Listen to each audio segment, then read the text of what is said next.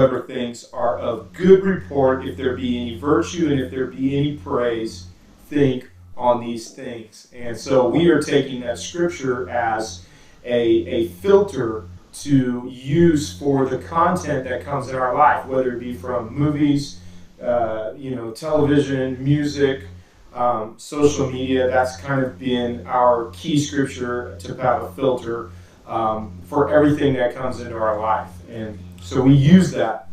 What it comes down to is we want to have our heart and our eyes fixed on Jesus. We want to have Him at the center of our life, right? And just, we want to make sure that our attention is not diverted. It's kind of easy to get our attention diverted, right? Yeah. Music, movies, social media. It's easy to get your attention kind of taken off in different directions. I like the scripture that's found in 1 Corinthians chapter 2 and verse 2. Paul says this. He says, "For I determined not to know anything among you except Jesus Christ and Him crucified." And so we can talk all we want about like having a filter on, but we just need to keep that in mind of saying, you know what, really what matters is having Jesus Christ first and foremost. And so I want to talk just a little bit, we're recapping the series, and then we're going to talk a little bit about social media, and then we're going to open it up for a little bit of Q&A and just talk about some of the practical things that we do as parents in our home with social media, and we can talk about movies and Netflix and streaming and all that, and kind of what our kids watch. We're pretty active, huh? We're definitely pick up our kids' phones kind of people, and they know that, and they have to be okay with that, right? They have no choice. They have no choice. I mean, we bought the phones. So. Right. We're paying for it, so hey. I think a lot of parents sometimes they forget, and some kids they'll be like, well, when I'm 18, I can do what I want. I'm like, not my house, right? So anyway, 80% of Americans have at least one social media account. So you can easily say that social media is impacting our culture in a way that it never has before, because it just never existed at this level.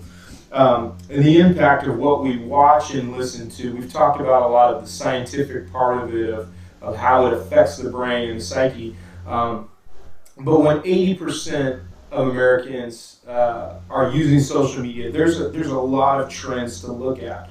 So there's a study that I can link you to in the notes called from psychologytoday.com. And the question is, what is the impact of such usage on social media on mental health? And a growing number of studies, it says, examine the link between social media use and mental health. And yes, I know we're on social media right now. I know some people are like, wait, he's a hypocrite. He's saying, we're not saying don't use social media. Don't get me wrong. We love it. We're seeing great results with it. But we'll talk about why we want to talk about it tonight. It says there's a growing link between social media usage and mental health. These point to one clear conclusion: low levels of social media usage are associated with better mental health. I was talking to a friend that's a police officer, and he was saying there's a lot of stuff going on in the home right now, right? Like mental health stuff, domestic violence and abuse and different things like that. And I think it's probably related directly to so many people being using social media right now. So one large-scale study indicated that occasional users of social media are almost 3 times less likely to be depressed than heavy users of social media. Another study indicated that young people who use social media more than 2 hours per day are more likely to rate their mental health as fair or poor compared to occasional users who use it less than 2 hours a day. One other study, the last one we'll quote tonight, found that people who limited their social media use to half an hour a day have significantly lower depressive and anxiety symptoms compared to a control group. And all of this suggests that overusage of social media can be bad for mental health. I mean, just between us, I think sometimes we feel that even, right?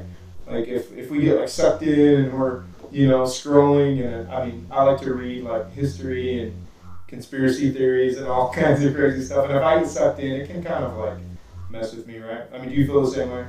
Yeah, if you spend too much time, I wake up like feeling, I mean, not wake up, but I get off my phone feeling worse than when I kind of was on there, just depending on what I'm reading and what I'm seeing. So I think it definitely can affect your mental well-being at times.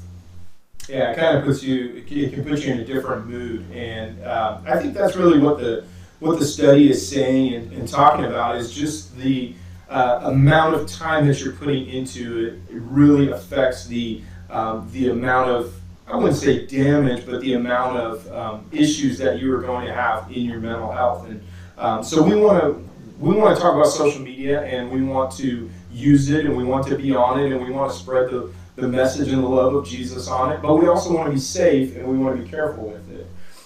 It is a powerful medium. I'm sure everybody has heard the stories of kids being lured off, or marriages that have been broken because somebody was unfaithful, because they started messaging an old lover or something like that. I'm sure we've all heard those kinds of stories, and so that's out there as well. But we also want to think about the mental aspect of it. And so that scripture that I read earlier, 1 Corinthians chapter 2 and verse 2 is so powerful. I think this puts it all into perspective and helps us to stay fixed on what the true thing is. What one person said, to keep the main thing. 1 Corinthians 2 and 2, for I determined not to know anything among you except Jesus Christ and Him crucified. And so when we're talking about social media, it's important to stay close to Jesus, to have your heart fixed on Him, to have Him first and foremost in your life, and really to make sure that when you're on social media, that's a part of who you are on social media. You know what I mean? What you look at, what you say. Man, God's done a lot of work on me. I used to always be getting in arguments and battles and stuff, right? No, it wasn't that bad, but occasionally. And I've come a long way with how we're consuming social media, how much we're consuming on social media, because it does have an effect on us. And these phones have taken over. It's where our attention is in the 21st century. So we want to field any questions. Do we have some questions coming in there? No, we have some highs. So anybody hi everybody watching. Got a bunch of shout outs. Yeah, all right.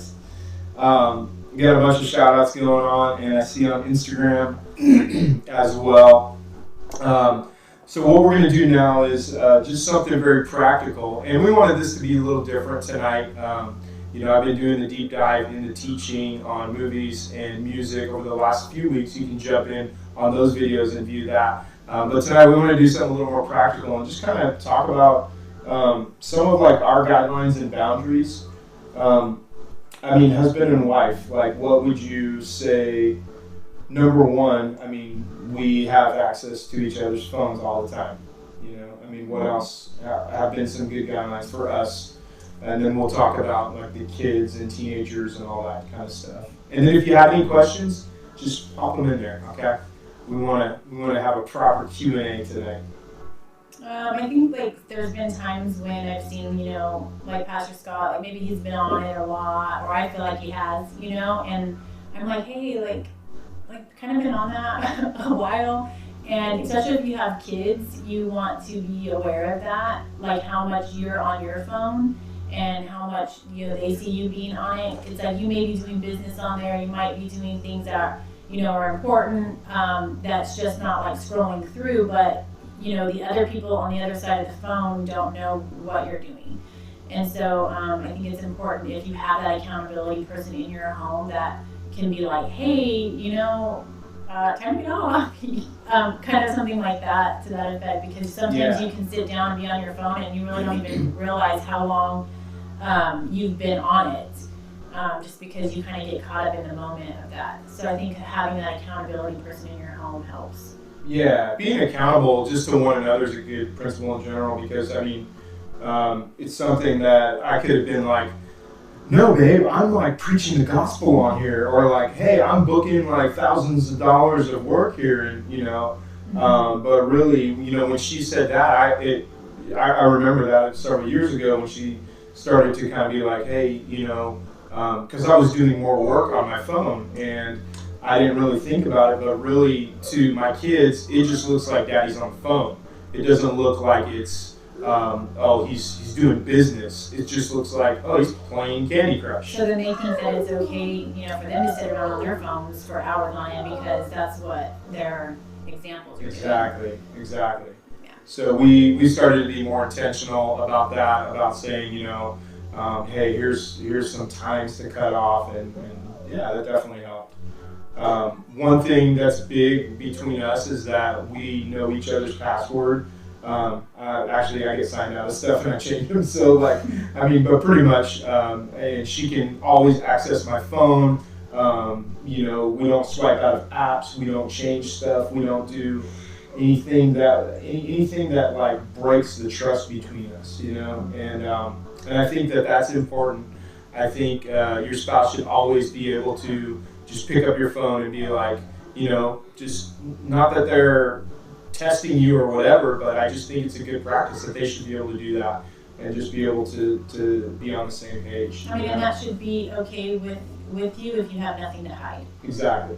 Yeah. So, if you're defensive about it, maybe you should check your heart. Ooh, come on. See if there's something that you need to work on there. Yeah. Accountability is key. Mm-hmm.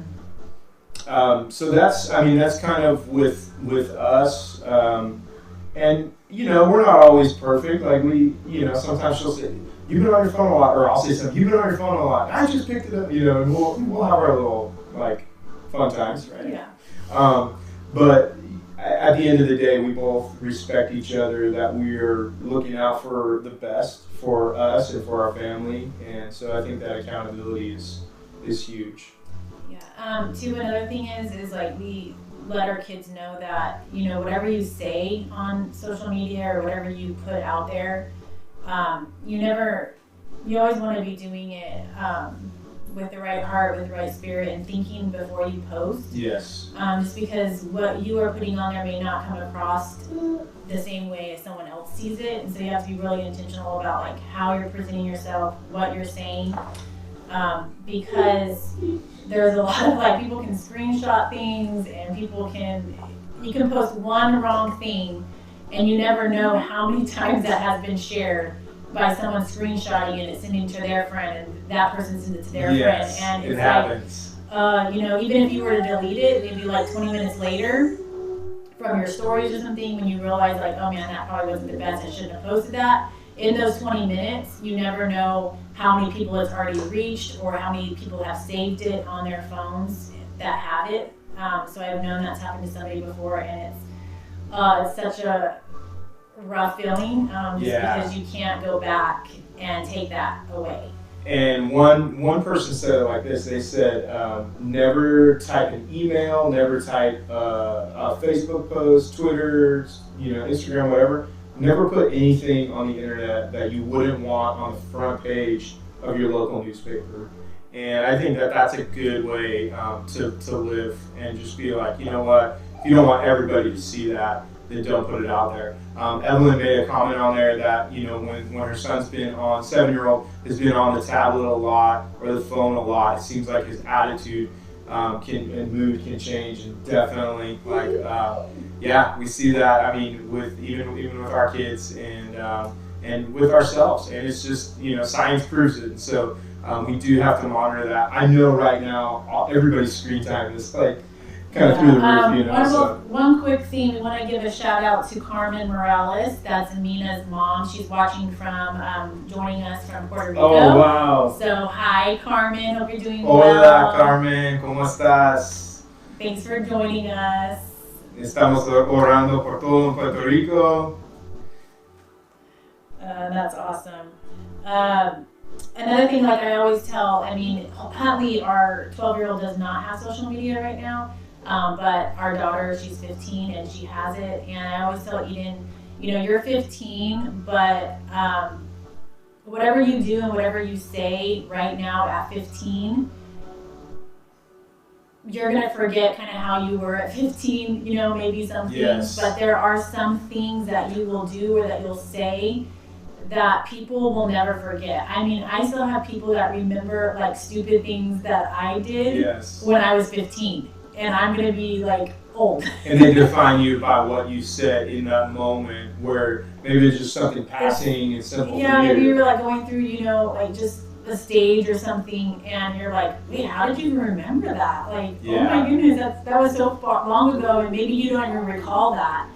But people, on the outside, things like that stick with them.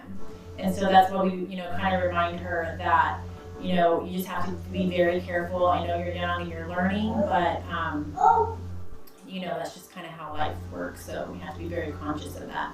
Yeah, it's funny. We're hearing the words, an abundance of caution. We're hearing that a lot in the media, and we hear from the president, and we hear it about, with this whole coronavirus, using an abundance of caution. And I think with social media, like what you say and just who you interact with and how you interact with people, you should use an abundance of caution. Literally, some people that will take that, just the fact that you're DMing them and you're single, they're single, they'll think that is an advance or a flirt, or you can literally give the wrong emoji and somebody will take it in the wrong way. So use an abundance of caution. I think that's a good guideline to live by. So those are some things like for us, some things that we kind of practice on social media. And for young people that have social media and you as their parents, you have complete control over their phone. We have guidelines in our house that, nothing is to be deleted, everything's open, there should be nothing to hide. It's just really an open book. Like, I can go and pick up anybody's phone at any time and just be like random, Phone audits. And just bam. Okay, where you been? Okay, who you DMing? Who are you texting? What are you saying? And we're not afraid to like take them away if they've been doing stuff that Yeah, and there's consequences for behavior where the trust was broken. Yeah, I think a lot of parents are scared because their kids come and say like, oh well, my friend is getting their phone taken away and it's my phone, and even if like maybe they paid for it, maybe they're even paying the monthly on it, and they think that they maybe say they're in a situation they pay for the phone, they're paying the monthly on it. But you're putting food on their table and you're putting a roof over their head, and they're under 18. You are the authority in their life, whether they paid for that phone or not. And you should be exercising your obligation, your duty as a parent, and being active in monitoring what's going on. You wouldn't just give a kid a car and let them go crazy. And a phone and being on social media can hurt them as much as being in a car, in a car. I would say too that sometimes parents don't want to give their child, social media because they are, scared of what they might get into or who they might be talking to and what they might see on there and stuff like that. And that is something to be concerned about. But you need to instill in them, like the godly principles and what's pleasing to God and stuff. Already before they have gotten to this age, hopefully. Yeah. But the thing is, if you don't allow them to have a little bit of freedom with it, when they do get to be the age where they can have it, I've just seen kids go like crazy. Yes. Out of control with the things that they've been held back from. So it's okay, it's okay to give them, a little bit of freedom with it, controlled, because it helps them kind of get it out of their system, if that makes sense. Yeah, ease it in, I guess, phase it in a little bit. Mm-hmm. I'll say this, one thing, and those of you that know me and my background in being a creative and marketing and all that stuff, social media is a big part of my world, and social media has been a big part of our church. Like, we have people in our church that are filled with the Holy Ghost, baptized in Jesus' name, and serving in great ways. And they came because they found us on social media. And so it's a big part. I hear this a lot. People say social media is ruining us. And I don't know if you've heard that. But social media is killing us. Social media is doing this to us. And I say, no. Social media is not ruining us. It's not killing us. It's not hurting us. Social media is revealing us. Social media is revealing the brokenness. Social media is revealing the fake. Social media is revealing the good in a lot of people too. It's revealing the great things that people are doing. So social media is revealing what's already there. And they're like, well, people are just buried in their phones. And I'm like, well, look at pictures from the 1950s on the subway in New York City, and everybody is buried in a newspaper or a magazine or a book. And so don't demonize a medium.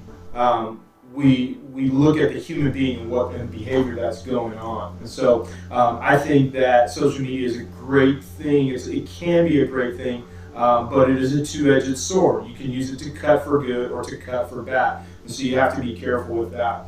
We kind of already started talking about like our kids a little bit, and like we have a 15-year-old and we have a 12 and not quite half-year-old, 12 and a half, yeah, almost 12 and a half-year-old, and we want to talk. So 12 and a half-year-old is on no social media really at all, right? Yeah. So Huntley, no social media. Eden, she's on Instagram and just got on Twitter. So follow her on Twitter and Instagram. But we have been very, I would say, very quick to say, hey, you know what? If there's something that is not right in your life, social media is gone. It's been a kind of a quick trigger on that. It's really. It's not something that is like the lifeblood to them, and we're saying, you know, you don't need this, and you're messing up. So it's gotten pulled a few times. Yeah, I think there's different personalities in kids too.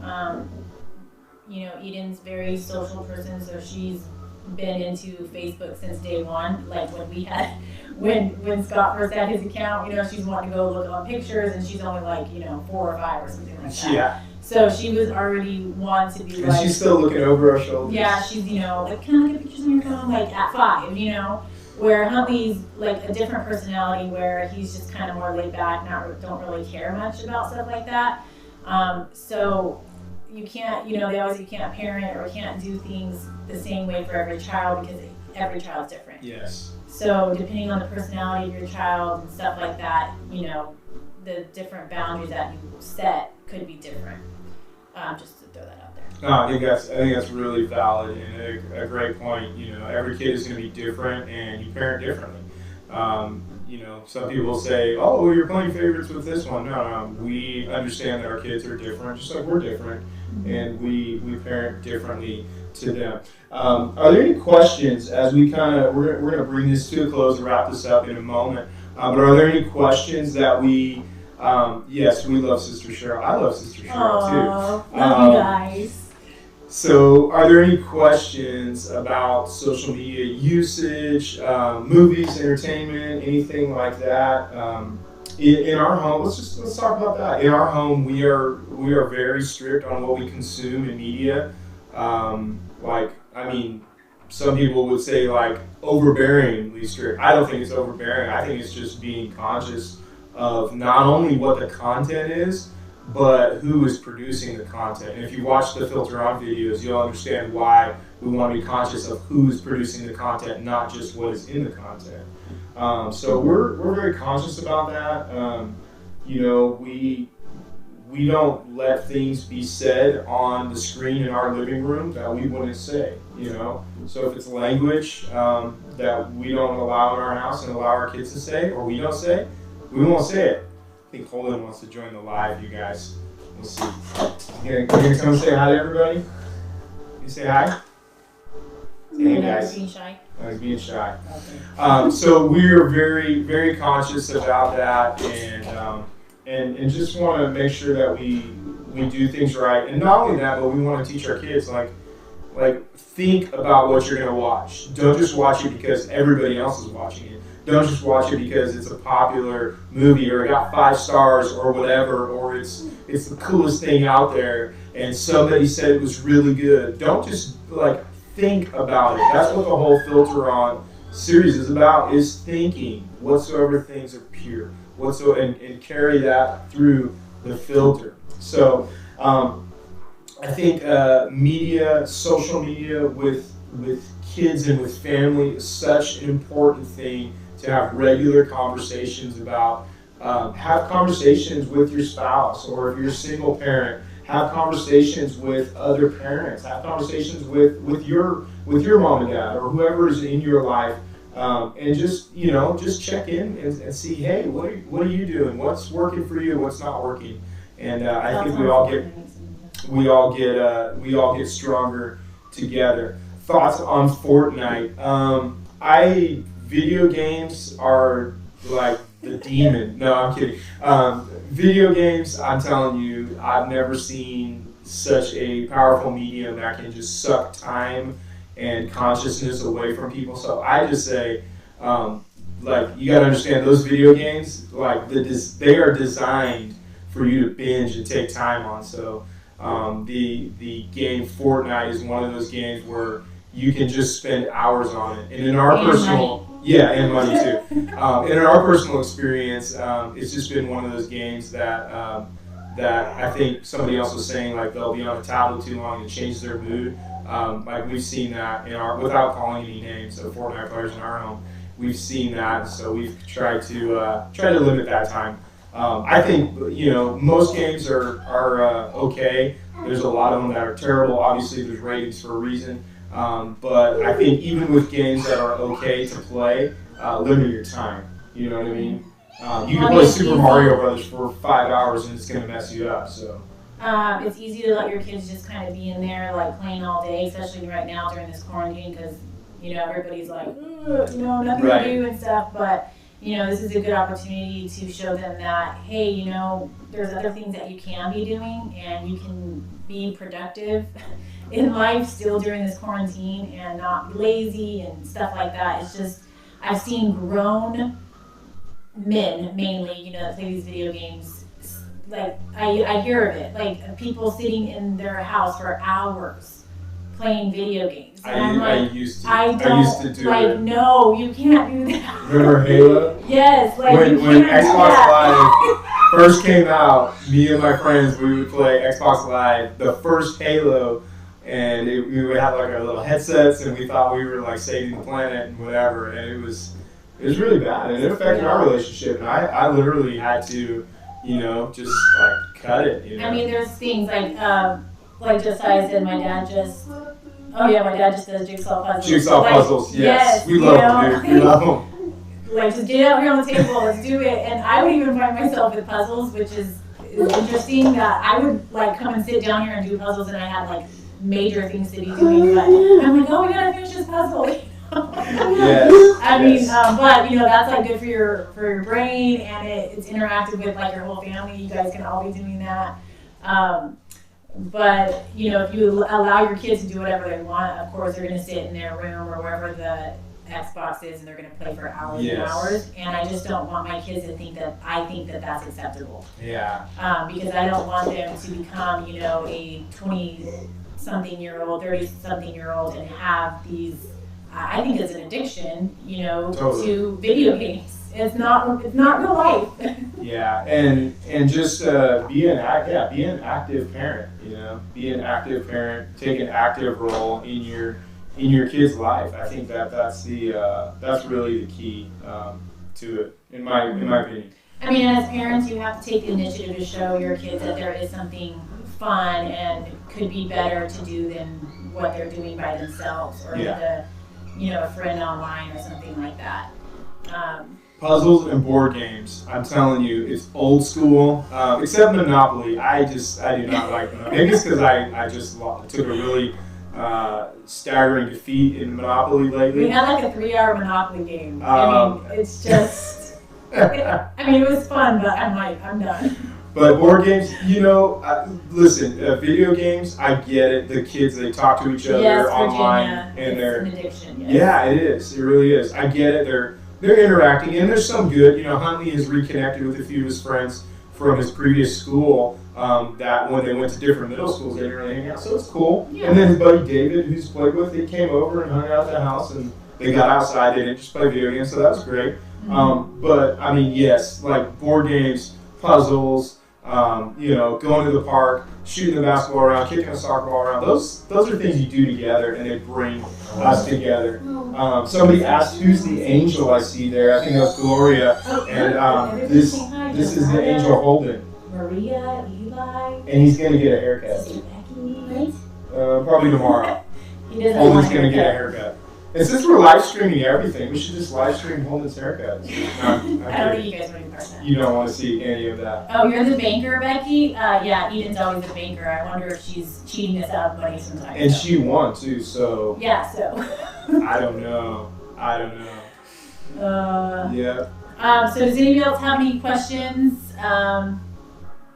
about anything of this topic? What are some games that you guys are playing, or what are you doing to pass the time? Put it in the comments. You know, DM us so we can share that, and we're all trying to get through this together. One thing we've been doing is like we have this big beach blanket, and we'll take it out in the back on the grass and just like lay out in the sun. And I'm like, I've never done that at my house ever, but because you can't go to the beach right now or anything, you know, it feels good to get out there. Creative. Yeah. Can I bring Andy to you for a haircut? For a haircut? Oh yeah, of course. And Josiah, you need a cut too, dude. Yes. You guys cruise over, man. I will. I'll just no guard, and you guys will all look like me, and we will. You know, it'll look really weird, but everybody will look like Pastor. No, I'm kidding. Painting by number. That's a good. Painting by number. Oh, I know. Yeah, you guys like those. Those are cool. Super cool. Has anybody ever done those painting by number? Mm-hmm. They're pretty cool. Pretty cool. She needs ideas for her 7-year-old. Ideas for a 7-year-old. I think there's a lot of creative apps for tablets, for iPads, especially like some of the artistic ones. So we're getting votes for a live stream on Holden's haircut. I don't know if you guys want to see me that frustrated. Pastor Scott says he's lost his hair and has went gray because of Holden and his haircut. Yeah, I used to have a nice head of hair, and then I can't blame it on that because it was gone way before then.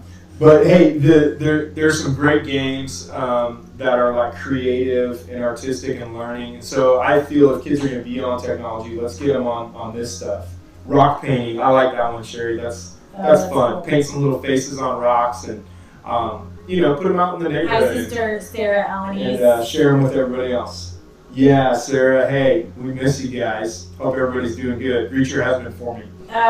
We have, you know, Holden, he's special needs, and I know, you know, everybody sees him on his iPad a lot. And, yeah, he does watch, you know, Peppa Pig and things like that. But I do have to give credit to him with his iPad because he has learned a lot of, you know, vocabulary and speech and sight words and reading, and he loves to listen to like people read books on there, probably more than he likes for us to read books, which I'm like, hey, you know, but you know, there are things like with little ones like that, Evelyn, that can be educational when they want to be on their tablets. You just have to kind of monitor that and encourage that. Yeah, I was on the phone with Holden's teacher today. They're trying to figure out all of the distance learning and all that stuff. And I was talking to his teacher today, and she said we really want parents to, and I think she said between a half an hour and an hour,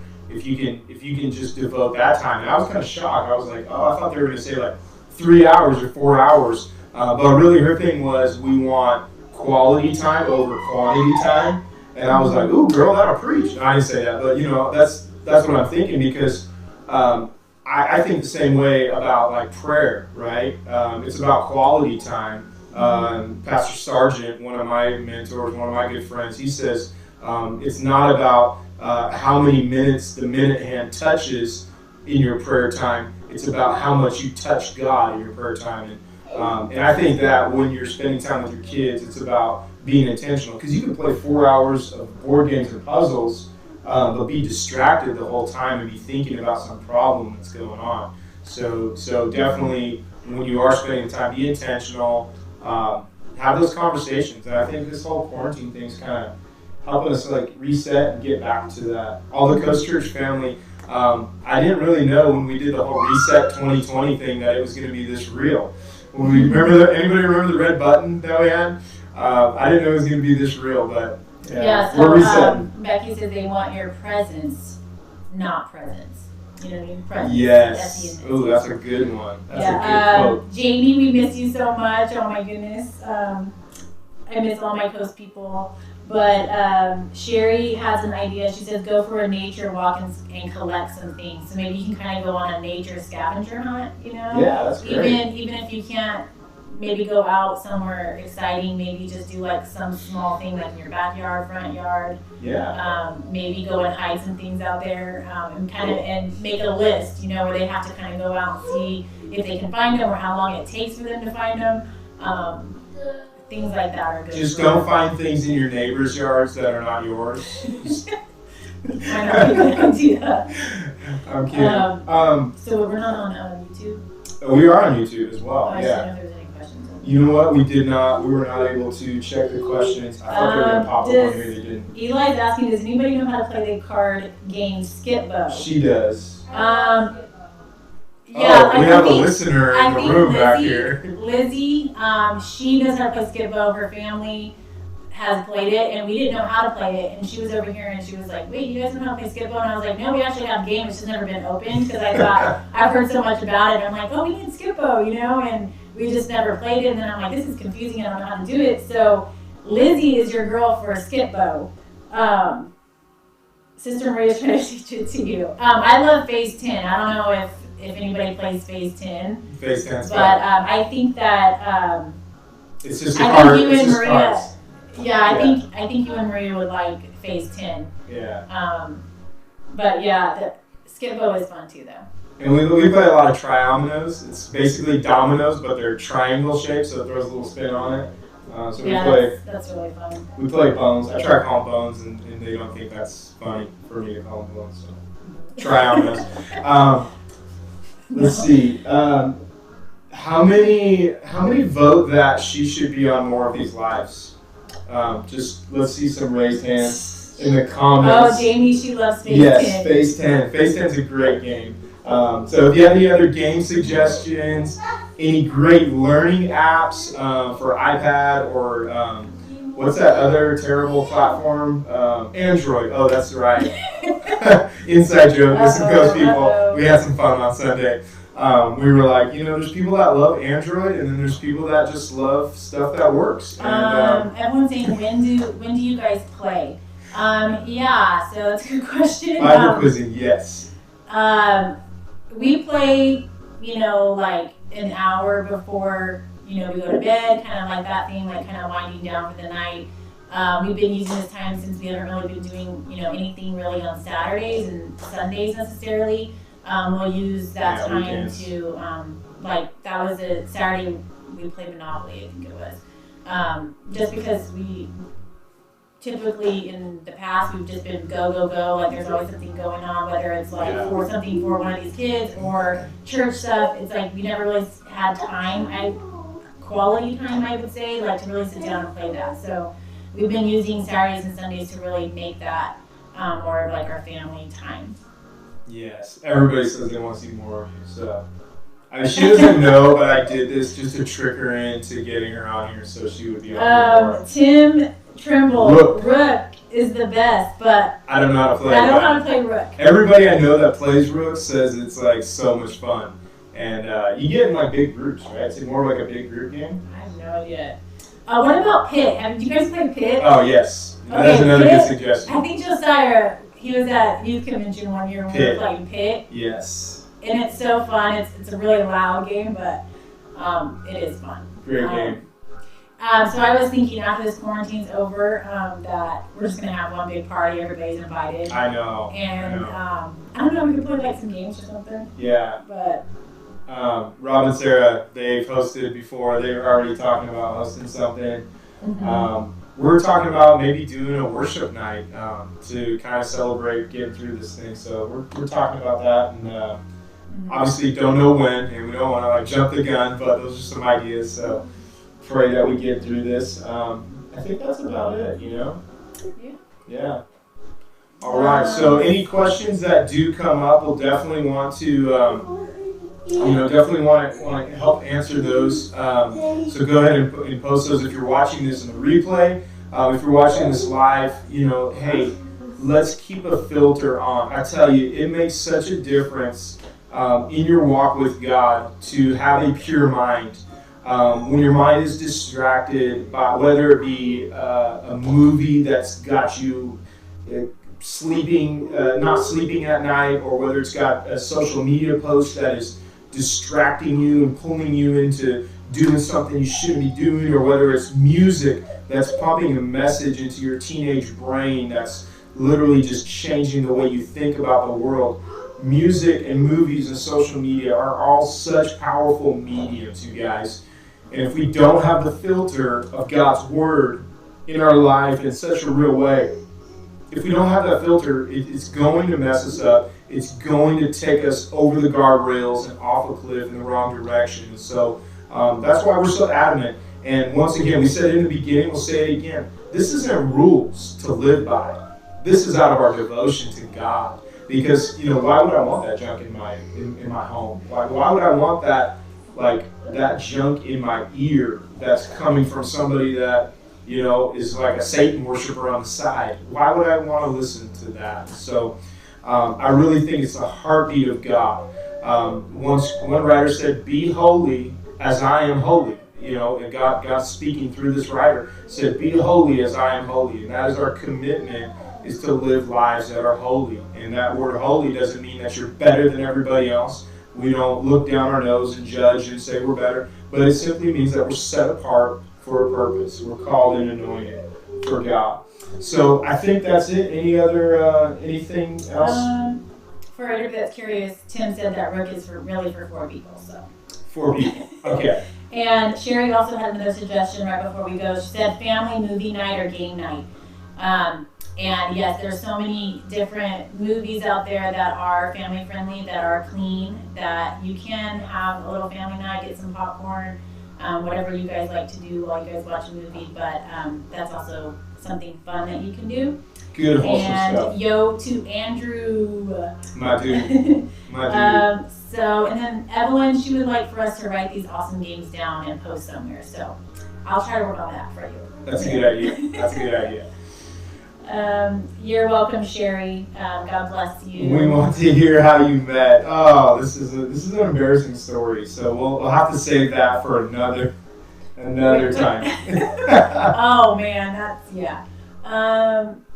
having everyone help cook lunch and dinner. Yes, definitely. Put them to work. Put them to work during this time. These kids have been doing more dishes than they've ever done in their life, and it feels great, actually. Yeah. All right. Well, we love you guys, and so glad you guys joined us. And as always, if you guys have any prayer requests or any other suggestions, you can always send them our way. Yes, and keep your hope high right now. I'm telling you, God is doing good things right now. Literally, just last night, I showed you a text message that I got that somebody said. Somebody sent me a text message that somebody sent to them that they're coming to church as soon as the doors are open. They're watching online, and as soon as the doors are open, they're going to be with their family. Another one. I don't know where we're going to put these people, guys. So. I know. That's another thing to pray for. So keep that in your prayers. God is good in the midst of all of this, and we went really long tonight, so I apologize for that, but it was good stuff. I hope you guys enjoyed it. And God that's why, one thing about me being on these is that's why I can't be on here, because I just, I miss people and I just talk a lot. Well, maybe you just have your own show. You just have your own show, and then I'll have my own show. Okay. And then we'll come on for the extended format or something. So sounds good. We're having fun. We love you guys. Right. We will see you. When's our next Sunday, I guess, huh? Yeah, Sunday. It's going to be good. We're looking forward to it.